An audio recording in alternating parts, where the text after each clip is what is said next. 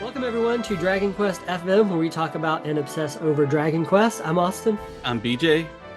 and this week is our Dragon Quest 1 plus 2 HD 2D remake review, which is a mouthful. It is. It Um, is a. It is a. It is hard to say all of that and get it right. Let me just say, when I was having to write that over and over again in my written review for Screen Rant, I was like, I wanted to pound my head against the desk by the end of all of it because Yep. it's like, why can't this name be shorter and also have fewer numbers in it? Yeah. It's 1+2, isn't it? It's Rather than Dragon one. Quest 1 plus 2 HD-2D remake. Yeah, Yep. it's just like, it's It's like, a mouthful. Um, anyway, I do want to say though, this is a review episode, so it's gonna be mostly spoiler free, like 99% spoiler free, because the game is out like literally today. Like Yeah. the embargo's up, people have read my review, and then the episode's going live like on the day the game is. So it's like, um, I don't want to spoil things for people. With that in mind, if you listen to the podcast regularly, so this episode's going to be a review. Hmm. Then next week we'll do more like of an in-depth Dragon Quest 1 dive, and then the following week we'll do Dragon Quest 2. That way it gives people time to play these games Yeah. uh more, but also kind of helps us avoid spoilers. And honestly, I mean, it's two games. It's like I think it would be very much impossible for me to talk about both the games Yeah. in the Just time that we in have today. depth. Yeah. Yeah, yeah. So, um let's get the elephant out of the room. All right. I gave the game a 90 out of Okay. 100. Um, in all honesty, um, Dragon Quest 1 is probably a solid 70. Mm. And I would say Dragon Quest 2 is easily a 95, maybe even like perfect 100 That um, good. on its own. But because these games had to be kind of reviewed together, it was kind of like Yep. I went with 90 for a couple of reasons. Other than that, it's the fact that the bulk of the game is Dragon Quest 2, right? Like Hmm. DQ1, So it's still short. Dragon Quest 1 is still short. Even with the added content and the extra grinding and stuff, it's 10. I beat it in around 11 hours, and I was Yeah. doing some side stuff too.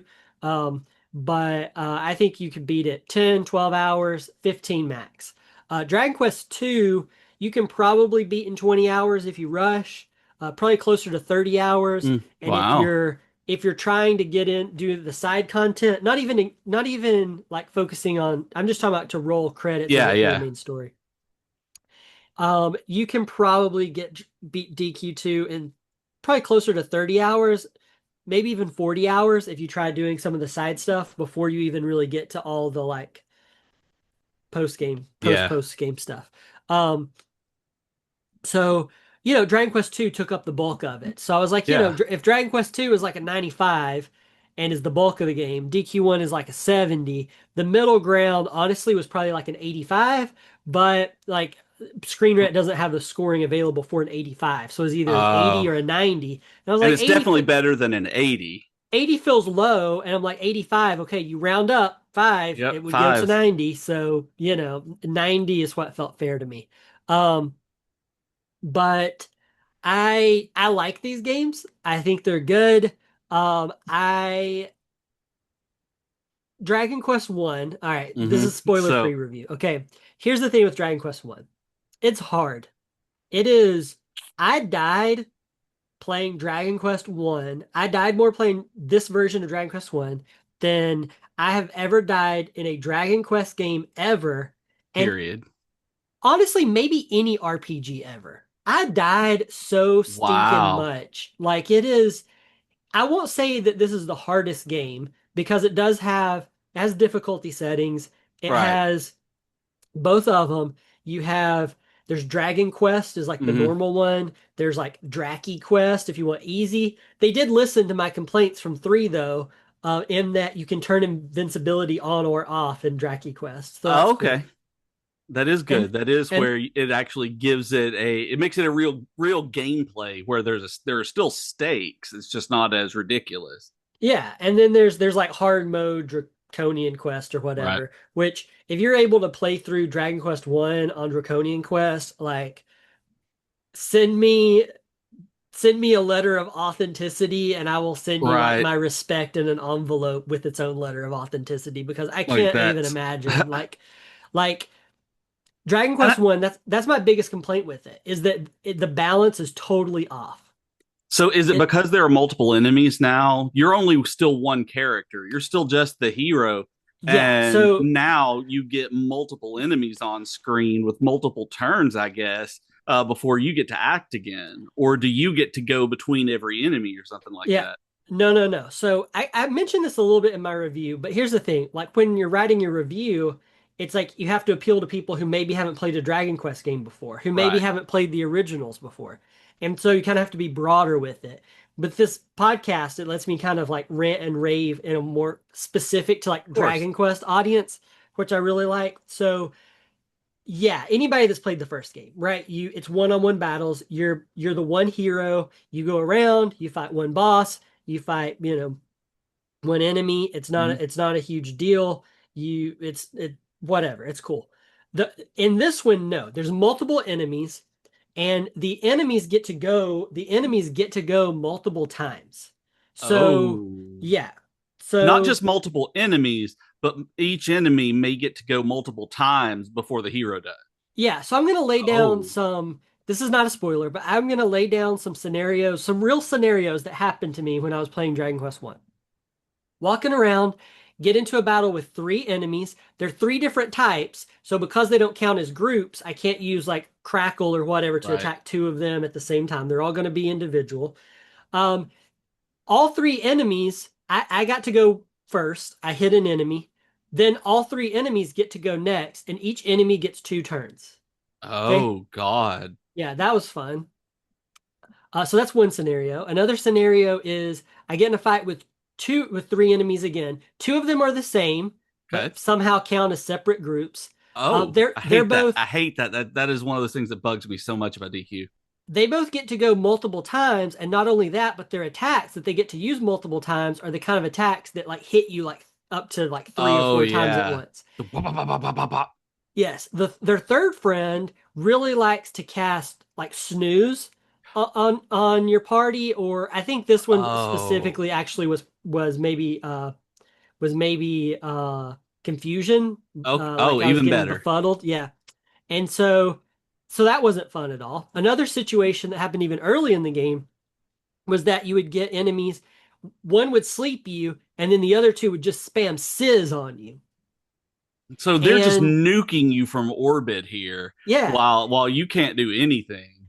and so there's some caveats here, right? Number one, you have autosave that happens, after every battle if you want it to. You Right. don't have to go back to Tantagel and like save every time. You can Which just is like, other towns have save points and different mhm. things. There's a quick save. You find scrolls that teach you more abilities and Mhm. magic. You find the sigils that can Right. do They give you special different things. abilities and ability. Yeah. Yeah, so you also have access to way more, weapons and armor than you ever have in Okay. a version of Dragon Quest One. So it's like, yeah, on paper, like there's lots of things helping you along, but But the in biggest practice, it doesn't issue, change how the gameplay is coded. yeah. So like my theory here is that the enemies were programmed because a lot of them are the same enemies, right? Right. And so I don't know if it's the regular programming that was in three already, or if they made it new for two and one. In Yeah. two, it's fine. You have three and then sometimes four people in your party. Um, and so fighting multiple enemies, it's not bad. I mean, it's like instantly with starting Dragon Quest 2, it's like, oh wow, yeah, this is fine. Yeah. The balance is great. But the problem is that programming seemingly is also used for the monsters in Dragon Quest 1. And even with the hero Which being able to know more abilities and spells, it doesn't balance with all these enemies getting to do multiple turns. It's kind of like right. the OG problem they ran into with the original Dragon Quest 2 with those kind of programming issues, Yeah. making the game too hard. It's like they've repeated history here with Dragon Quest 1. It's like those enemies in Dragon Quest 2 are fine. Those Right. fighting them Hmm. in DQ1 with just the one hero, it doesn't matter that, I have this really cool armor on. It doesn't matter that I have all these cool new abilities and spells that I've never Yeah. had before. It does not matter when, especially late in the game, when you're Yeah. facing off against these enemies and, back to back in dungeons, Yeah. and it's a very hard game. You're gonna die a lot. Which is Um, really frustrating to me. I don't like hard games anymore. That I would be on Draki Quest playing this after everything that you've told me, and I just don't have fun getting beaten that much. I mean, that's one of the problems I've had with DQ3 is that I still get my head handed to me on it. I don't mind. I don't mind dying, especially like in these games because of the Challenging autosave. games, In the yeah. auto because of the autosave and stuff, it's like unless you want to, you don't have to go back to the church with half your Hmm. gold and start all over again. You don't have to do Right, that. you You just can hit the just auto save point. you can go back from an auto save, you can challenge it again, whatever, it's fine. If you hit a spot and it gets too hard for you, drop it into Draki Quest and then pop it Mhm. back up into Dragon Quest. Turn on invisibility and then turn it off, whatever. Right, Full disclosure, I turned on invisibility two times that I can think about. Invincibility, two times in my playthrough. I said I wasn't going to, like I made a promise to myself. I was like, yeah, not going to. I might have to throw it down into Draki Quest, but I'm not going to be invincible. right. And there was a part, I'll save some of this for when we're talking about Dragon Quest 1 specifically, but there was a part in Dragon Quest 1 that I was just like, I want to get to Dragon Quest 2. I was like, I you know get what? that. I want to get to Dragon Quest 2. I'd already grinded a stupid amount to not only to level up, but to get gold to buy like better weapons and armor Yeah, in the game. And I I got to a point and I was like, you know what? This is still like it doesn't seem like anything that I'm trying is working. yeah, I think this is honestly probably going to be another like 2 to 3 hours of just grinding. Or I can slip into Draki Quest, turn on invincibility, right. try to take it seriously, but also at the same time I can't die and just see what happens. And that's what I Yeah. did. And got past that boss and then continued on with the game, put it back into Dragon Quest Okay. mode and went back into the game and it was like fine. But I mean there's like so those are options, Yeah. and it's kind of like I don't think there's any shame in it. It's like we're all busy and sometimes you just want to get to Dragon Quest 2. And like at the end of the day, it's like sometimes you just want to get to Dragon Quest 2. And So you you know have what? Throw played it in there. you've played a lot of DQ1 as well. Like on top I of have, yeah. all of the problems that you've had with difficulty and turning on invincibility, I get because you have played DQ1 more than honestly anybody I know. I don't know if Platty or Sack Chief or anybody has gone through DQ1 more than you, but you play I it don't know. a lot. I've replayed And it a lot. so for Yeah. you just to be like, you know what, I'm done. I want to get to DQ2. I think that's okay. I think that's not an admission of defeat on what you were trying to accomplish And I think that's part of it too, is that because I played it so much, here. Mm-hmm. that it was kind of just like, you know what, I've been here before without Mm-hmm. any kind of, help. And so, I didn't mind it. But like the balancing is a problem with Dragon Quest One. There's added scenes, added Right. characters, not playable characters, but added characters, added scenes, and things like that that are very very nice. And some Yeah. of them are spoilers, so I'm going to talk about this, in the DQ1 episode. But I didn't hate my time with it. My problem, I think, is that between all of the three Erdrick trilogy Right. remake, right? Dragon Quest 3 felt like I was like, you know what? When it gets time to play, when I want to play DQ3 again, this is the version I'm going to replay. Right. DQ2 feels like when it gets time to play Dragon Quest 2 again, this is the version I'm going to play. Okay. Dragon Quest 1 felt like when it gets time to play DQ1 again, this is not the version I'm going to Yeah. replay. And and honestly, like I'm thinking right now because Right.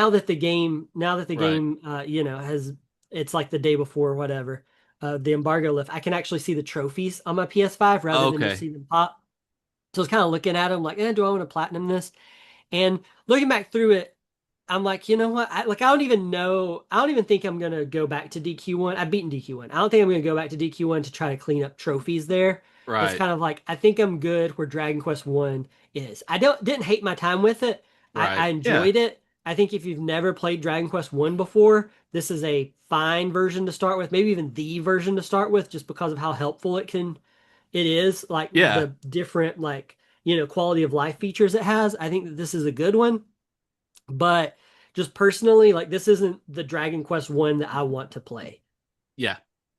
And And I get so that.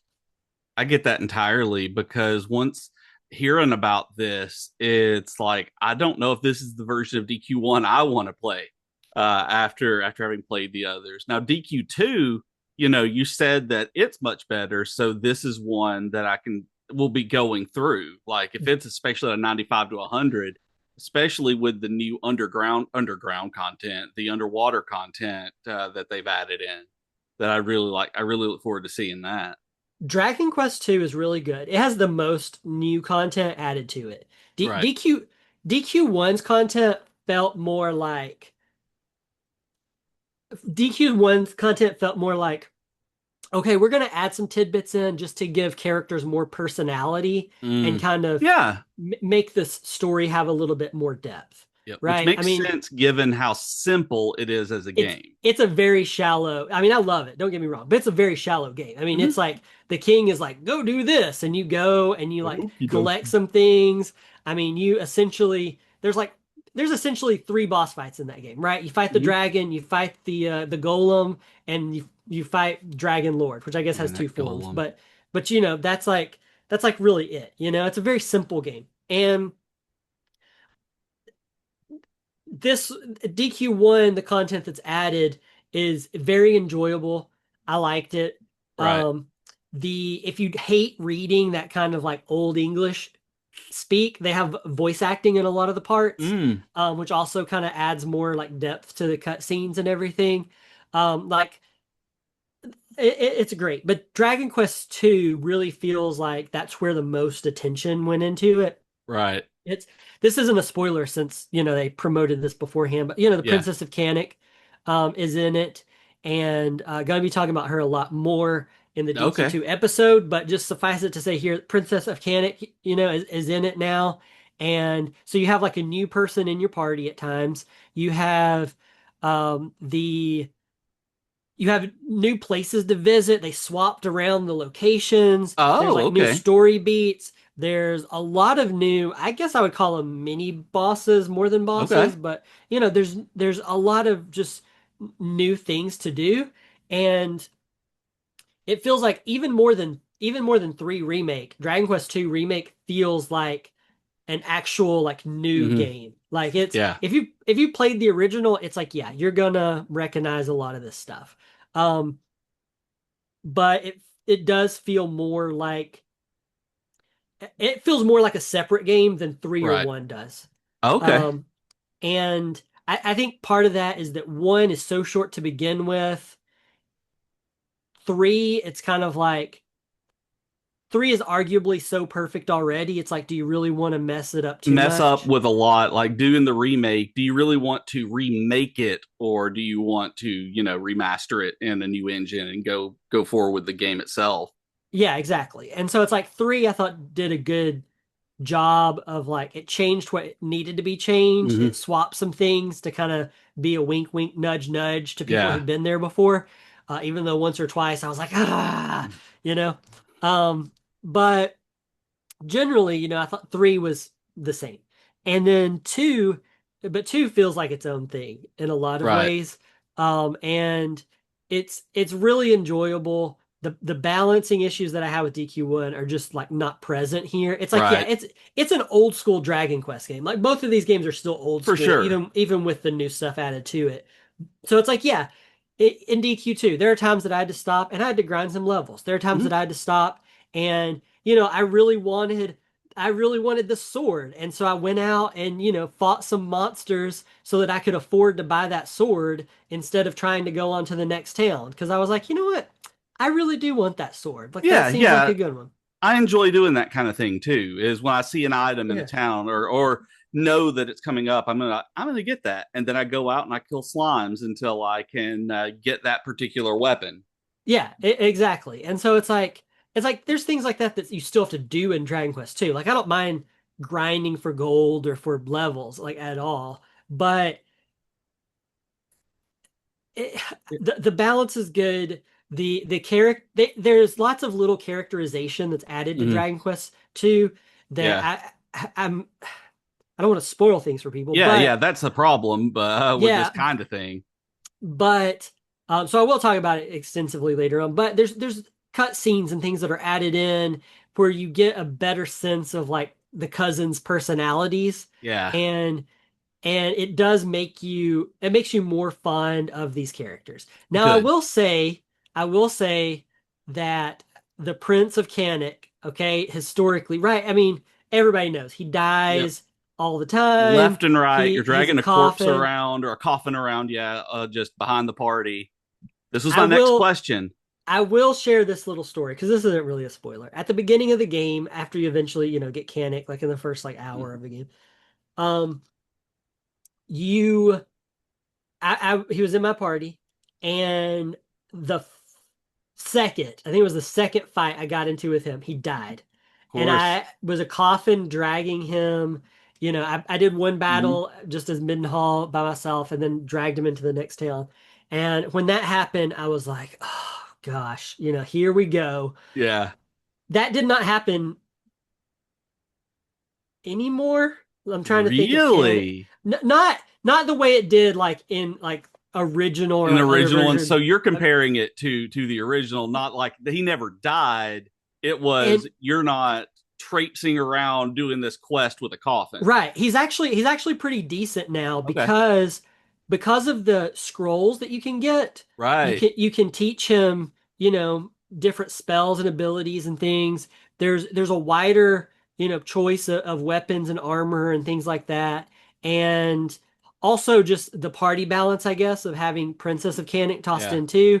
It's like you it, You it, have it's another target for people to hit on top of everything else. yeah, and I mean That he wasn't the weakest link. Actually in my wow. playthrough, honestly, the Princess of Moonbrook was probably the weakest Yeah. character overall, which is really funny because the first time I ever beat Dragon Quest 2 ever, like the 13th attempt, 14th, whatever it was Yeah. on Malroth, was eventually the way I beat it is I just ignored Canic. I just let him die Uh-huh. and then let the princess keep Middenhall alive Yeah. essentially, and then let Minhall attack, and then sometimes if MP and HP were looking good, I would let the princess attack. But that's how I beat the game, was just Yeah. letting Canic be dead Dead. basically the And entire fight. that's not the kind of thing that is going to happen in this game. And That so especially with is the Princess of Canic in your party a lot? Because I can't remember if you and I were talking okay, about this or here if I've talked about it like if she's in the party for like 30 seconds and this is something they were promoting, I'm going to be disappointed. I let understand if she goes in and out. okay. So if you don't want any kind of spoilers whatsoever, skip ahead like 2 minutes. This will take me 2 minutes to explain. If you don't care, just keep listening. But otherwise, skip ahead like 2 minutes in this episode. I'm still want it to be spoiler free, but you get the Princess of Canic temporarily at the very beginning. Whenever Okay. in the original, you know how you had to run around different places looking for Canic? Like he was annoying from the get-go because Yeah. you had to go to Yeah, like you had 3 different places. You have to do that again in this one. Only this time you have the Princess of Canic join you. oh, Um, and okay. and she was really good. You couldn't control her, but she was in your party doing Okay, one of things, and, those. and she was good. Then she leaves, and I mean, it's seriously like I had her for about 20 minutes. I think you would probably maybe keep her in your party 30 minutes tops. Okay. I had her for around 20 minutes. I was really disappointed. But then later in the game, you get to Baron. That's the town where Canic is like, "Oh, I've got the vapors," and passes out into bed and won't get up. Right. In this one, they explain it by he actually gets attacked by a monster and is poisoned. So it's not just Okay. him. It's not So just it's him not being just a the vapors. goober. Yeah, it's not just him being lazy. And so there's a reason behind it. And you have to go back to the Kingdom of Canic, And there, the Princess of Canic is like trying to go around, to help her brother. You eventually Right. meet back up with her. She's in your party again with you and Moonbrook. And then when Yeah. you go back to Canic, she joins your party officially, and then you can start equipping her with, Nice. equipping her, giving her items, you know, teaching her Great. spells and controlling Yeah. her. Yeah. That's So, awesome. um, That's way yeah. better than I expected. I expected it to be something like the very beginning of it, where there was a new section that you got her, and then she was like, "Well, alrighty then, guys, I'm out," and then never see her again. I That's was what I was worried. afraid of. Okay, I was really disappointed, yeah, because I didn't know what to expect. And when she left that fast, I was like, man, surely that's not it. Like they promoted this. She's Mm-hmm. like on the cover art. I'm like, if this is all she's in your party, like people are gonna be mad.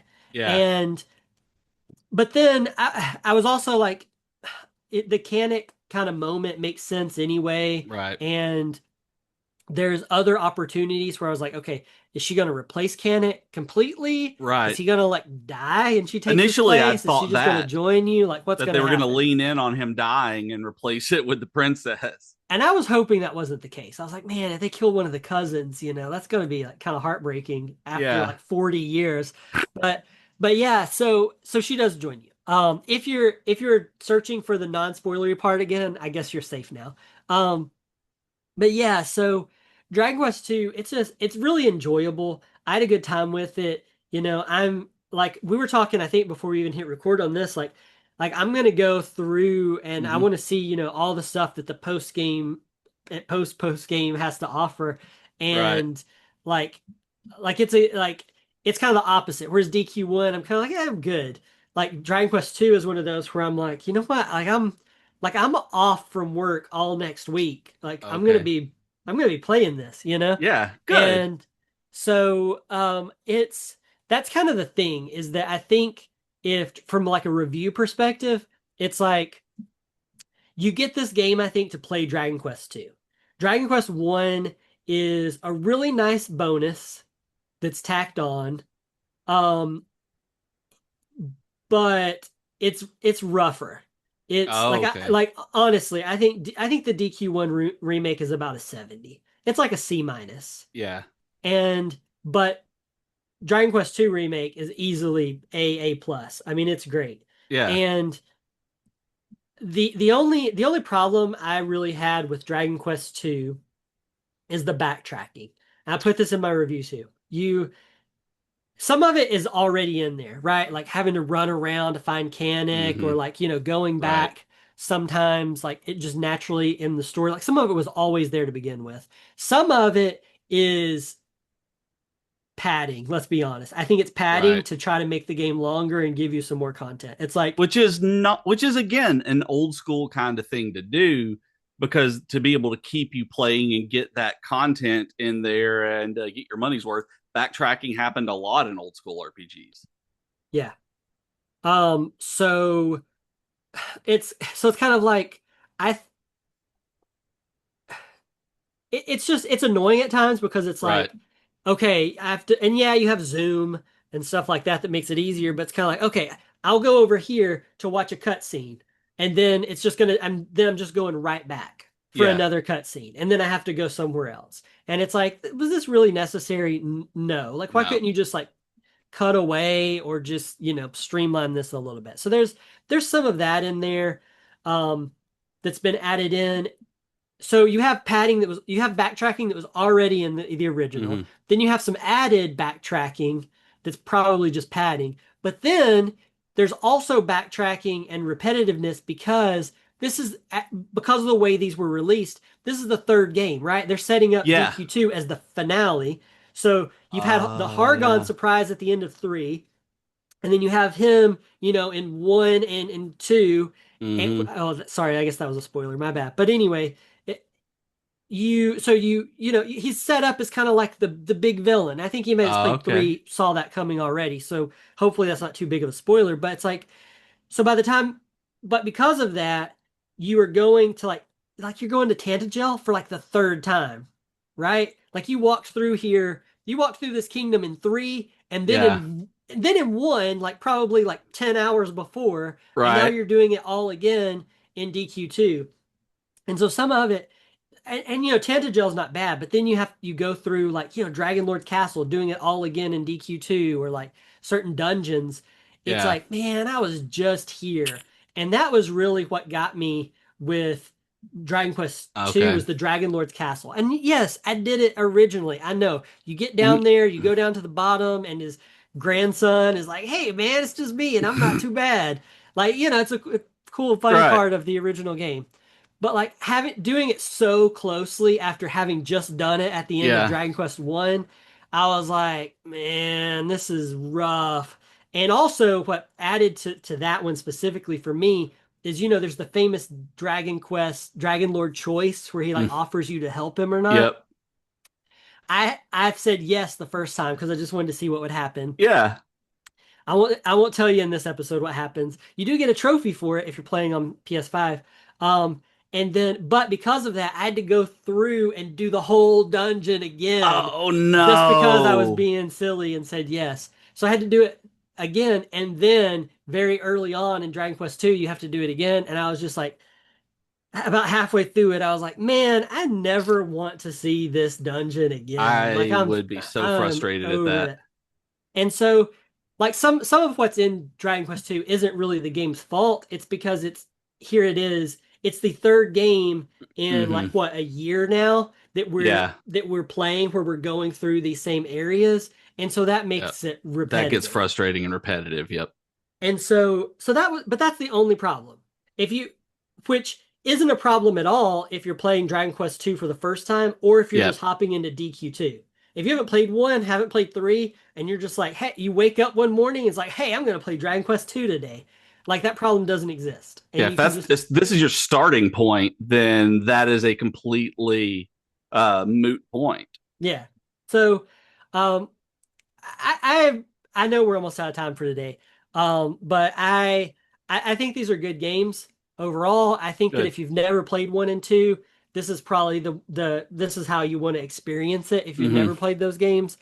If you've played one and two a lot, like I have, these are still enjoyable just because of the Right. differences. But there's also content added in that is similar to what was in Hmm. three. There's content added in for you and for people like me who've played the games Hmm. and like maybe expecting to find this item here and then it's not there, Right. and or maybe remember doing something in this town and it's slightly different this time around, where it's Which is there's great. stuff like that, yeah. And so it kind of is a remake that can apply to both sides of it, to that can go for those beginners, those Yeah. newcomers, but can also go for the kind of like veterans of the series as well. Hmm. And so, but yeah, I think they're good. I mean, don't get me wrong. I know I I'm very much looking forward to talking more specifically Yeah. about About each DQ1 and game. 2 and sharing some of my stories that happened while I was playing those. But those really are just, Yeah. I mean, they're going to be episodes on their own. Um, Thank you guys for listening to this week's episode. Let us know if you started playing Dragon Quest 1 or 2. Yeah. Please Um, do. while this episode is up, let us know. You can comment on Spotify. You can also comment on YouTube, and that is youtube.com/ at Slash at DQFM. DQFM. Yep. Yeah. And you can even subscribe to our channel while you're there. That'd be If awesome. you want to talk to us on social media, we're at Twitter and Blue Sky at Dragon Quest FM. And if you want to talk to me personally, I'm at both those places at Dragon Quested. And I'm on Blue Sky as bjkgames.com, Twitter or X as BJK Games. And we also have a Patreon if you would like to support the podcast at patreon.com/Dragon Quest FM. So thanks, everybody. This was a lot of fun. It was. Thanks, and we'll see y'all next week. Yep. Bye.